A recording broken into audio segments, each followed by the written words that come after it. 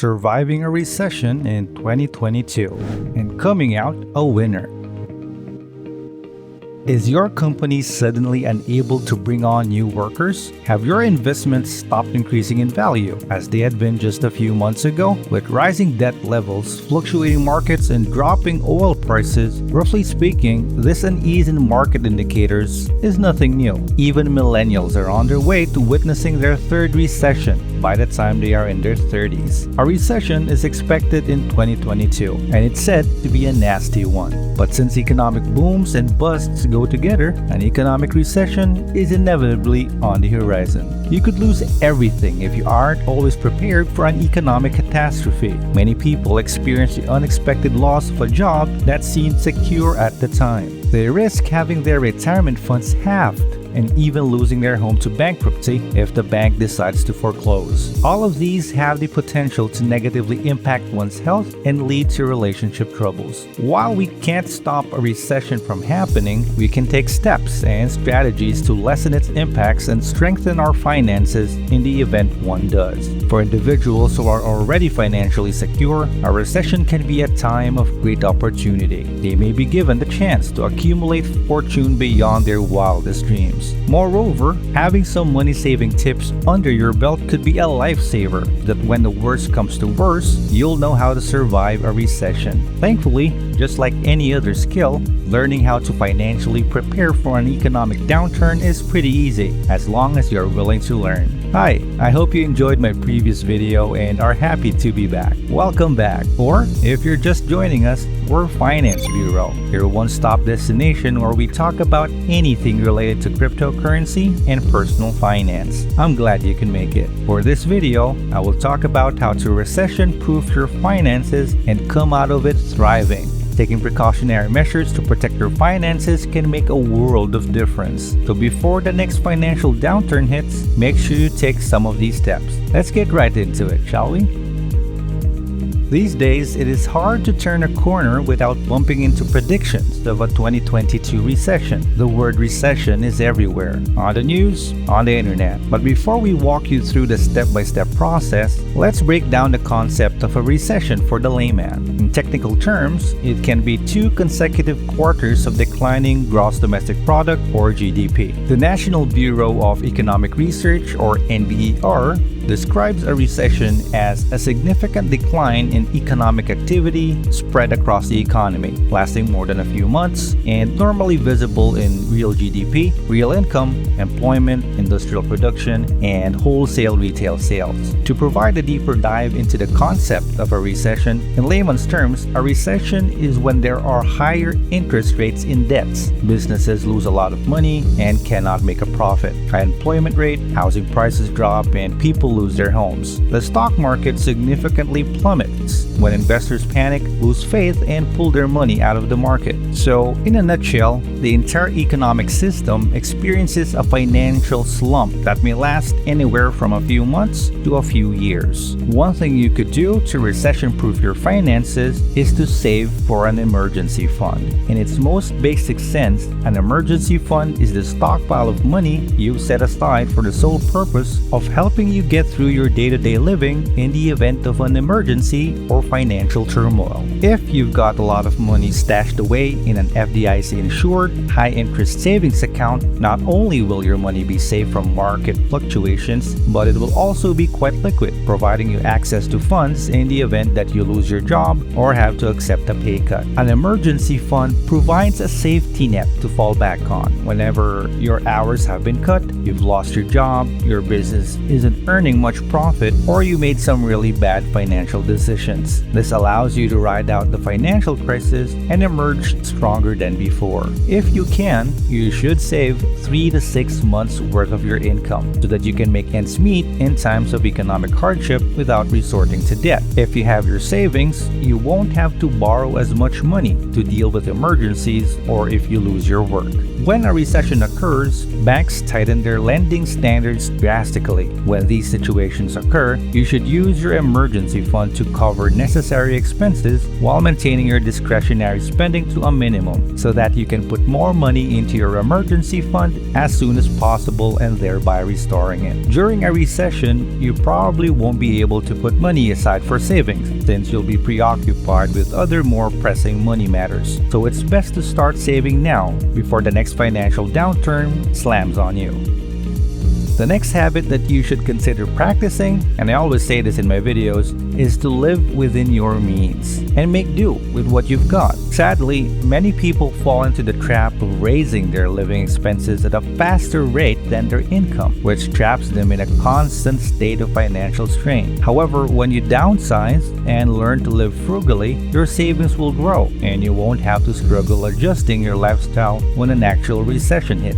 If you make it a point to spend less than you earn every day, you'll be in a better position to weather price hikes in necessities like gas and groceries without going into debt. Always remember that debt begets more debt when you can't pay it off right away. To solidify this principle, if you're married and have two sources of income, try to live off only on one of them. Try to see how quickly you could pay off your mortgage or how much earlier you could retire if you had an extra $40,000 a year. When a recession hits, and if one of you is laid off, you'll end up doing fine and will not struggle as much because you're already used to living off one salary. This will put your savings to a halt, but it does not stop you from living within your means. Starting a frugal lifestyle is not that intimidating, and you can actually start right away. One option is to use public transportation more frequently and reduce your family's car ownership from 2 to 1. By making this selection, you may save as much as $9,000 annually. Or, if you really need two cars, trade in one for a subcompact model that gets better gas mileage.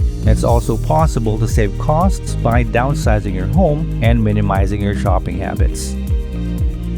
Another tip is to diversify your income by having multiple sources of income. When covering their mortgage, vehicle payments, and other expenditures, millionaires don't put all their eggs in one basket and risk losing their income by relying solely on a single paycheck from a single job. They have several other ways of generating income. This could also apply to the average American. Having a side hustle is a good idea, even if you have a stable and rewarding full-time job. Considering the horrible situation of job security in today's economy, it's clear that more jobs equal greater job security. For example, if you have no other source of income and only depend on this one paycheck to cover all your bills and pay your debts, you run the risk of losing that single source of income if the economy takes a nosedive and you suddenly lose your job. Basically, what I'm trying to say is that it can be very beneficial for you to have multiple sources of income. You have a safety net if one of your income streams begins to dry up or disappear entirely. In fact, if your spouse has a job in a field other than your own, you already have an income diversity without having to work two jobs. But if you want to earn money on your own, you can do it in several ways. You can start by renting out a room in your home, renting out a space in your garage, or even purchasing a revenue property and renting it out. However, you shouldn't limit yourself or feel constrained by these examples. You can find more ways to expand your income by capitalizing on whatever ability or talent you have.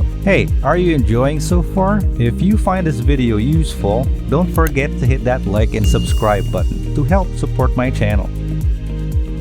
So going back to the video, it is also a helpful tip to establish a budget and pay off your debts. Debt is a heavy load to carry, and during a recession, when jobs are few and money is short, those large debt payments will just add more stress to an already stressful situation. If you have debt and are having trouble meeting the payments, your level of debt may increase dramatically if the economy were to enter a recession. The stakes are high when carrying a lot of debt because even a tiny shift in your situation could significantly impact your capacity to pay. A loss of income or an increase in interest rates, in addition to banks reducing credit limits, could make it challenging to keep up with payments, even if you can pay them right now. A realistic budget that includes all household income and expenditures is the first step toward eliminating debt. If you are not making as much progress in paying down your debt, or worse, if you're really adding to your debt, a budget can show you where you can make cuts so that more of your your income goes towards paying off debts. Additionally,